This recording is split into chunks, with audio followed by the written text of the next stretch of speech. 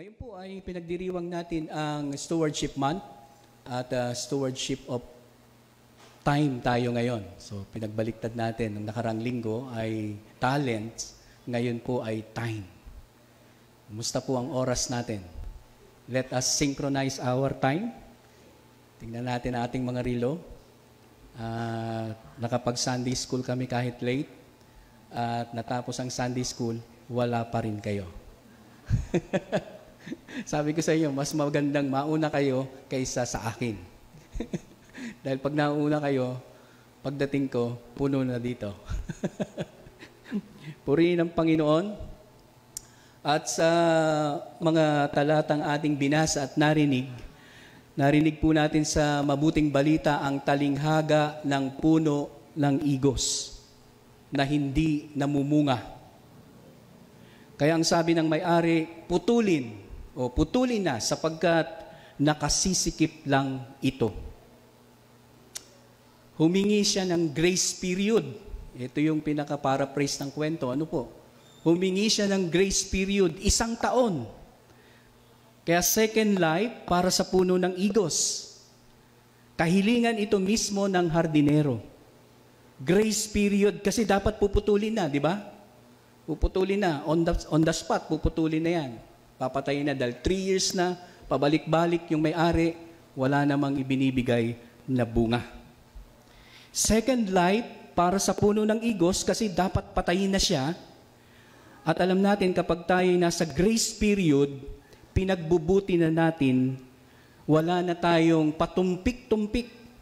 Kasi nga, nasa grace period na, baka nga ito yung last na palugit sa atin. Wala tayong dapat aksayahin kasi nasa panahon na tayo ng grace period. And in the same way, kung mga nagsasabing ang buhay nila ay bonus na o second life na, kasi nung dumanas sila ng malubhang karamdaman, gumaling sila.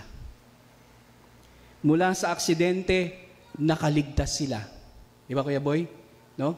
Kaya second life na natin, no? Mula doon sa mga panganib, na-hold up ka, no? O kaya nasaksak ka, pero dinala ka sa ospital, nabuhay ka pa, that is second life. Ito yung mga taong hindi na kailangang mag-aksaya. O dapat hindi na inaaksaya ang buhay. Mas nagpapakabuti na, hindi na gumagawa ng maraming kasalanan, di ba? Hindi na nagtatanim ng sama ng loob, nagpapatawad na, humihingi na ng tawad, no? Sapagkat ang buhay niya ay tunay na mahalaga.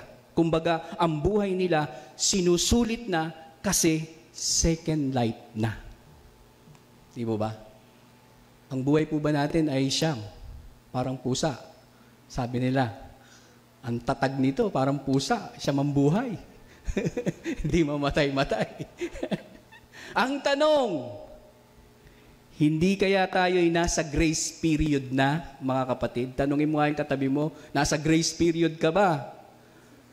Yes! Ang tanong, nasa period na ba tayo na tayo ay nasa second life na? Tanungin mo, pangalawang buhay mo na ba to? Yes! Lahat tayo, mga kapatid, no? Ay talagang nasa second life na. Ano pong ibig ko sabihin? Sa Romans 6:23, ano pong sinasabi doon? No? Ang kabayaran ng kasalanan ay kamatayan. Kaya po lahat tayo ay nasa grace period, nasa second life. No?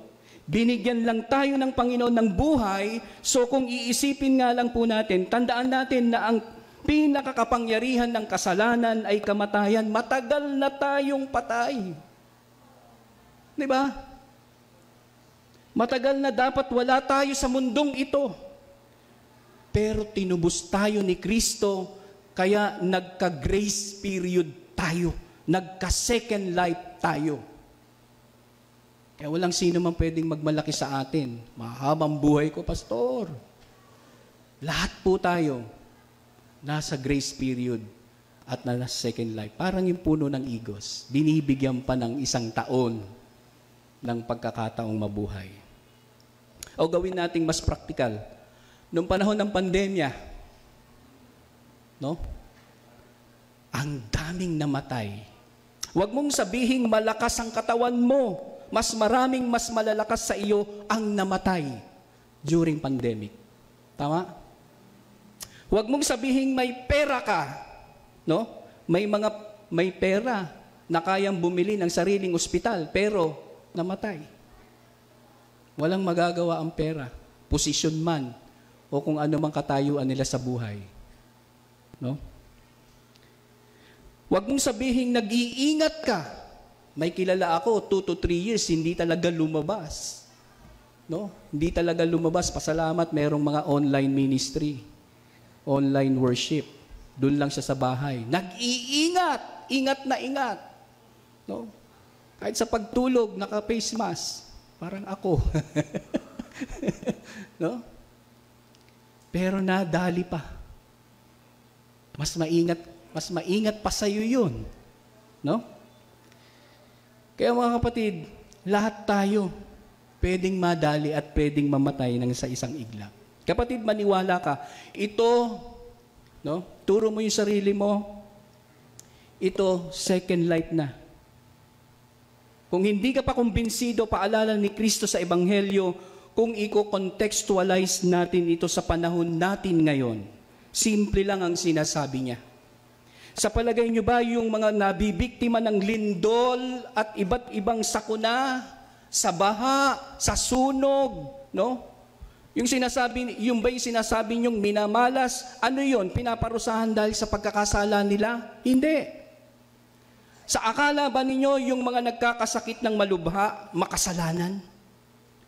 Sa akala ba ninyo lahat ng pangit na nangyayari sa tao ay parusa ng Diyos dahil sa pagkakasala nito? Hindi. It is a big no. Sapagkat ang kamatayan, walang pinipili yan. Narito tayo sa mundo na hindi perpekto, na nandyan pa ang mga galamay ng dyablo. Anytime po pwedeng mapahamak tayo kahit mag-ingat tayo. Yung sinasabi ni Kristo, kapag hindi kayo nagsisi sa inyong mga kasalanan, mapapahamak din kayo. Hindi po ito yon. Hindi ito yung kalamidad at kamalasang sinasabi natin. Ang sinasabing ultimate na kapahamakan dito ng Panginoon ay ang kapahamakan sa impyerno. Kasi kung iisipin mo, kung ang kapahamakan o kaparusahan sa kasalanan ay kamatayan lang, anong klaseng parusa yan ng Panginoon? Anong klaseng parusa yan ng Panginoon? Ay lahat naman dumarating sa kamatayan. Di ba? At hindi natin napipili maging yung paraan ng ating kamatayan. Meron ba ditong pumili ng sarili niyang kamatayan? Gusto ko, pastor, masasagasaan ako. Yung pag nasagasaan ako, patay agad. Walang ganon. Gusto ko, pastor, pag ako'y natulog, tsugi na. Hindi na ako gigising. Yun ang gusto kong kamatayan. Hindi natin mapipili. Meron nga, nabagsakan lang na sandok eh. Namatay, di ba? Kasi yung sandok may panusok eh. Meron pa nga, nalunod sa tabo eh. Namatay. Hindi natin maiiwasan yung kapahamakan. Yung kapahamakan na sinasabi ng Panginoong Hesukristo sa ating Ebanghelyo na ating napakinggan, kundi ang iwasan natin yung kapahamakan sa impyerno, sa apoy na walang hanggan. Ang sabi, magsisi. Huwag tayong pakakampante na tayo'y mabuti. Huwag tayong mag-isip na yung mga namamatay sa sakuna dahil sa kamalasan, iniisip natin yan ay masama. Dahil lahat tayo ay pwedeng pangyarihan niyan. Nabalitaan niyo po yung dalawang bikers. Dito po yata yung sa parteng Antipolo, nagpahinga lang eh. Tumabi lang sila for safety sa gilid, nagpapahinga. Medyo mataas. Sinuyod pa ng isang van, sinagasaan, patay. Anong sabi ng kaibigan? Napakabait po ng mga kaibigan kong yan eh. Maaasahan po sa kanilang pamilya, wala po silang kasalanan. See?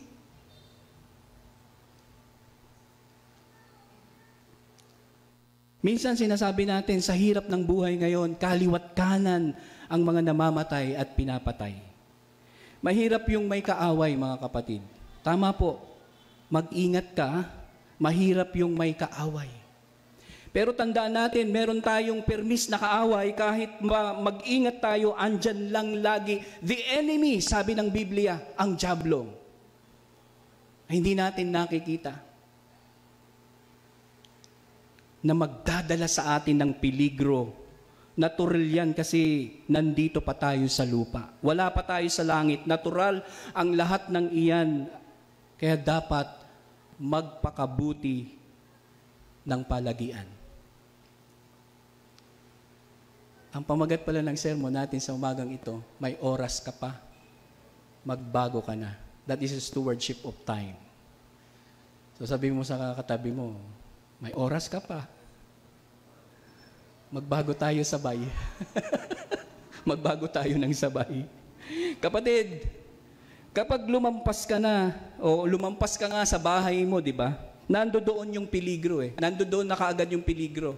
Alam ito ng mga medical people natin. At si Doc Lloyd, alam ko nagpapahinga siya o kaya nag-duty. May meeting. At si Ate Zenny, alam nila ito, mga medical people. Lumabas ka pa lang sa iyong tahanan eh. Namimiligro na ang iyong buhay. Di ba? Maaring masagasaan ka dyan, o makalanghap ka, makahigop ka ng masamang hangin. Pag uwi mo, lulugo-lugo ka na, magkakasakit ka na. Anong mangyayari sa iyo?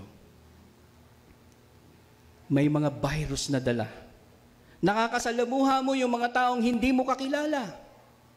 Kumakain ka ng pagkain kung minsan hindi mo alam kung papaano niluto. Di ba? Yung mga mahilig kumain sa fast food, kung saan-saan, no? Hindi mo nga alam kung paano yan niluto eh. Paano yung time na yun nag-away yung cook at saka yung amo. Hindi pinababali eh. Kaya yung niluto, kung ano-anong ginawa eh.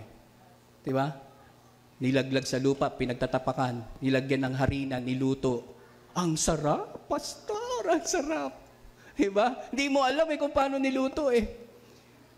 Maigi pa yung lutong bahay. Alam mo talagang malinis niluto ni Mrs. Diba? Hindi naman natin sinisiraan yung mga, yung mga company. Pero isang indikasyon na ito, lumayo ka pa lang ng bahagya sa iyong tahanan, may panganib na. Sabi nga ng NASA, yung National Aeronautics and Space Administration, yung mga scientists, na minsan daw may lumalampas na mga planeta at kometa sa paligid ng mundo na hindi natin namamalayan. Mga kapatid, kung hanggang ngayon buhay pa tayo, definitely, grace period na ito, second life na ito, pagbutihin na natin ang buhay na ito. Naalala ko tuloy yung halaman namin na kamuning. Nakikita niyo yun sa gilid yung doon sa pwesto ni Kuya Boy Siomay. Yang kamuning na yan, ganito pa kaliit yan. Kahit saan kami pumunta, marami na kaming bahay na nilipatan. Dala-dala namin yan. Asawa ng Diyos, kahit nung kami natira dyan sa phase 1, kundi ihian, duraan,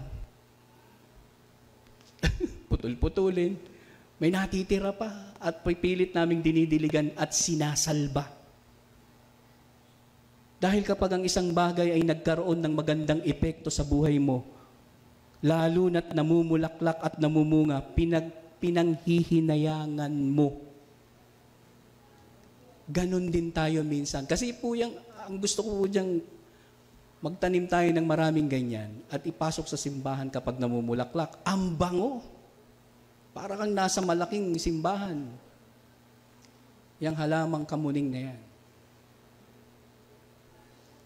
At lalo na kapag ito'y may epekto sa buhay mo, meron kaming picture na kasama namin yan eh. Hanggang ngayon, buhay pa siya. Ganon din tayo minsan kahit anong oras, kahit oras mo na, ang Diyos nang hihinayang kung kukunin ka o hindi. Alam kasi niya na kapag kinuha ka niya, marami ang manghihinayang talaga. Don't you realize para sa mga taong ganito, pinagdarasal po natin, Lord, sana humaba ang buhay niya. Tayong mga breadwinners ng pamilya, sigurado po ako, lagi kayong ipinagdarasal ng inyong mga mahal sa buhay. Lord, kunin mo na. Pahirap lang eh. Nakakasikip lang. Nag-pray na ba kayo ng ganyan? Wag naman. Wag naman po. Kung minsan hindi lang ganyan, meron po akong nababasang post noon na sa isang kandidato ng pagkapangulo, ang sabi niya sa kanyang post, tinukoy niya yung pangalan ng kandidato at ang sabi niya, mamatay ka na sana, magnanakaw ka, mamamatay tao ka, pahirap ka sa Pilipino. Buhay ka pa, sinusunog na sa impyerno ang kaluluwa mo, mamatay ka na sana. Kulang na lang, harap-harapang patayin eh, no? Mga kapatid, ang lesson ay, sa araw-araw ay binigyan tayo ng Diyos ng oras. Nawa, bigyan natin ang Panginoon ng dahilan para sa ating buhay. Hindi yung bibigyan natin siya ng dahilan kung kailan namimiligro na ang ating buhay. Lord, magpapacheck up ako bukas. Lord, sana po yung bukol ko binaid. Pag binaid, Lord, magbabago na talaga ako, promise. Lord, dugtungan mo ang buhay ko. Nangangako ako, magdodonate ako sa church. Maglilingkod na ako, aalisin ko na ang galit sa puso ko. Magpapatawad na ako, hihingi na ako ng tawad. Hindi na ako magmumukhang pera, hindi na ako magiging mayabang. I spend quality time with my family, Lord. Ang dami kong nasayang na pagkakataon, tulungan mo akong mabawi pa ang lahat ng ito. Yun tayo eh. Ayos lang sa Panginoon yun. Iga-grant pa nga niya yung request mo. Kaya lang hindi ba pwedeng habang malakas pa tayo araw-araw, na hindi na natin kailangan sabihin sa Panginoon. Kasi talagang makikita naman ng Lord eh. Wow, tignan mo nga naman ang buhay ng isang taong ito. Napaka mabunga. Very fruitful. May impact sa buhay ng iba. Yun ang dahilan upang tayo ay patuloy na mabless, na mabuhay. Hindi po natin alam kung namunga yung puno ng igos sa kwento o sa talinghaga. Kasi walang continuation eh. Pero granted, halimbawang namunga nga. Kasi kung ako yung puno ng igos, abay, narinig ko eh. Dinig na dinig ko eh. Dinig na dinig ko. Kung hindi ako mamumunga sa loob ng isang taon, puputulin ako. Abay, sasabihin ko, mga ugat, mga sanga, mga dahon, mamunga kayo. Kasi papatayin tayo. Diba? Eh malamang mga kapatid, kung namunga nga yun, baka sinabi ng Panginoon o kaya sinabi ng mga alagad nung time na yun at nabalik sila doon, no? Habang naglalakad yung mga alagad. Bro, namunga oh. Diba ito yung puno ng igos na binigyan ng palugit ng Panginoon. Nagtawanan yung mga alagad. Sabi nung isa, langya, mamumunga ka rin pala. Dami mo pang arte. Kailangan ka pang takutin. Diba? Dagdag na lang na ano yun. Parang inisip ko lang, nagkwentuhan yung mga alagad. Kasi namunga eh, yung puno ng igos. And which led me to realize na bagamat lahat ng pagbabago ay maganda, kaysa hindi nagbabago. Iba pa rin yung pagbabago na mayroon ka pa ring choice na hindi magbago. Ano ibig sabihin dyan? Maganda yung pagbabago na mayroon ka pa ring choice na hindi magbago. Okay pa yung pagbabago na okay ang lahat sa buhay mo. At wala pang peligro. Iba pa rin yung may pera ka, buo ang pamilya mo, wala pang matinding problema. Iba pa rin yung pagbabago na hindi ka pa nahuhuli sa kalokohan mo. Iba pa rin yung pagbabago na hindi ka pa nahuhuli sa pagkakasala. Sapagkat ang ibig sabihin lang nun, mga kapatid, nagbago ka hindi dahil sa problemang naranasan mo, kundi dahil pinili mong magbago para sa minamahal mo, bukal sa loob mo, at hindi napipilitan lang ang pagbabago. Kaya ito yung binibigyan ng palugit ng Panginoon sa atin. Malalakas pa kayo. Huwag niyong hintayin. Huwag niyong hintayin yung panahon na lulugo-lugo na tsaka magbabago. Nasabi ko ito mga kapatid kasi naaalala ko po na minsan sa isang simbahang nadistinuhan ko, may dinalaw akong mayap. Halos kaedad ko nung time na yun. Chick boy. Gwapo, gandang lalaki. Chick boy. Daming bisyo. Manginginom. Hindi ko alam kung nagda-drugs pa siya noong time na yun. Kapag nagkayayaan, akala mo walang pakialam sa nakakakita. No? Pupunta sa lugar na akala nila walang nakakakilala sa kanila. Inuman. Naabot ng umaga. And to cut the story short, nung dalawin ko siya, nakahiga na lang. Hirap nang magsalita. Kabiruan ko kasi ito noon, nung malakas pa siya. Sabi ko sa kanya, bro, inom pa more! Chick boy pa more!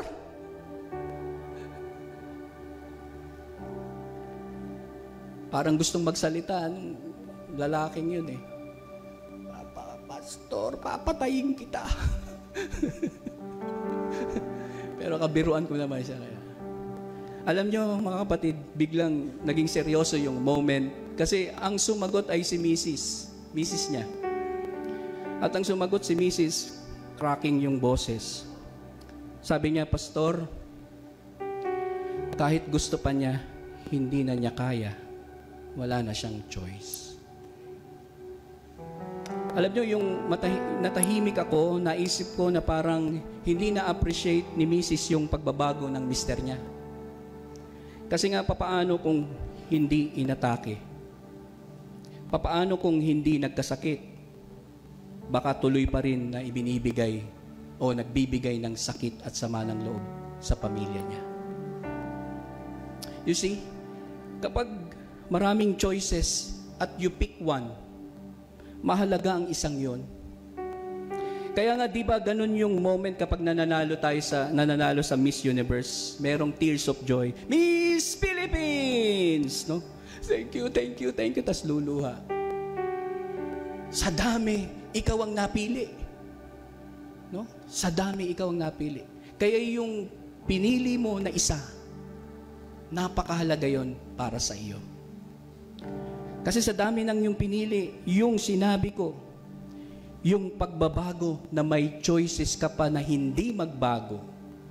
Kasi okay pa ang lahat, hindi pa nahuhuli o hindi ka pa nahuhuli sa pagkakasala mo. And then the moment you choose, gusto kong magbago once and for all, radical change of life, ay maganda po yun. Ang dating nun sa Panginoon, ang dating nun sa Panginoong Jesucristo, minamahalaga mo ang Lord. Ang dating nun sa pamilya mo, malalaman nila hindi ang pagkakasala, kahit hindi nila malaman yung pagkakasala mo, mahalaga. Mahalaga. Ibig sabihin, mahalaga ako sa taong ito. Kasi sa kanyang pagbabago, ako talaga ang pinili niya. Kaya masakit kapag hindi nagbabago. Kasi ang ibig sabihin nun, hindi tayo ang pinipili nila. Mas pinipili nila yung vision nila, mas pinipili yung babae nila, mas pinipili yung lalaki nila, mas pinipili yung pera nila, mas pinipili nila yung galit nila, mas pinipili yung pride nila, mas pinipili yung ambisyon nila, at pinipili yung self-interest nila. Samantalang tayo ang laging pinipili ay siya. Kasi pagod ka na eh, hirap ka na eh, pero pinipili mo pa rin siya. Although po pwedeng hindi na, pwedeng mag-give up na, tapos yun hindi niya nakikita. Patas ba yun, mga kapatid? Parang hindi patas yun. Baka nga, kanina sabi ko, bigyan natin ng dahilan ng Panginoon para buhayin ka pa. Baka nga ikaw na lang ang nagbibigay ng dahilan sa Panginoon para buhayin pa siya. Kasi nandyan ka pa. Hindi dahil wala ng pasensya ang Panginoon, hindi nauubos ang pasensya ni Lord. Yung mercy ng Panginoon, hindi nawawala po yun.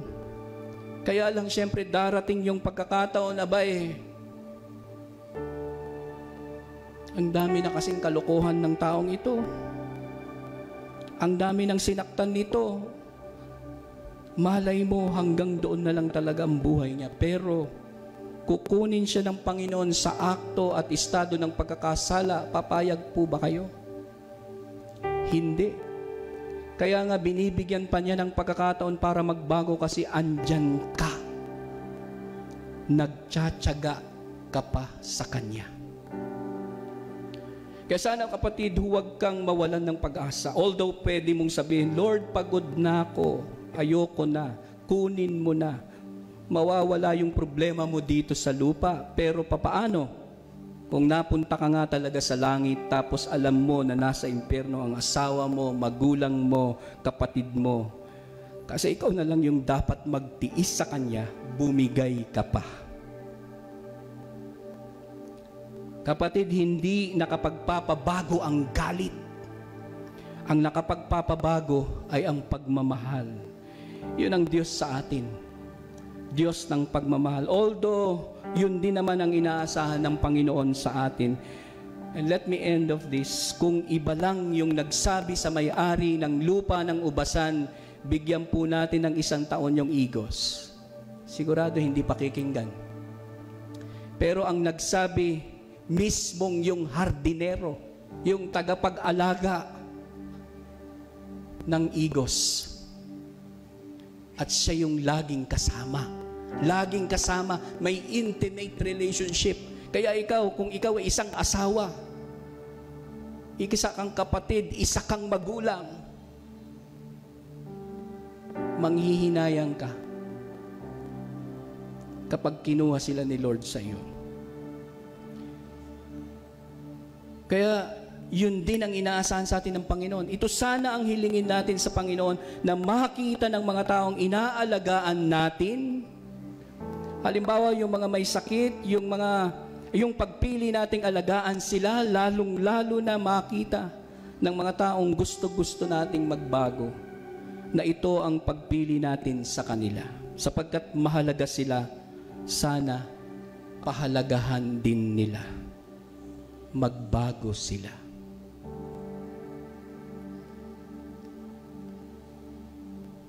May oras ka pa. Magbago ka na. Sabihin mo sa katabi mo, may oras ka pa. Magbago ka na. Pinagkatiwalaan tayo ng oras, gamitin natin ng tama para sa kapurihan ng Panginoon. Sa pangalan ng Ama, ng Anak at ng Espiritu Santo. Amen. Palakpakan po.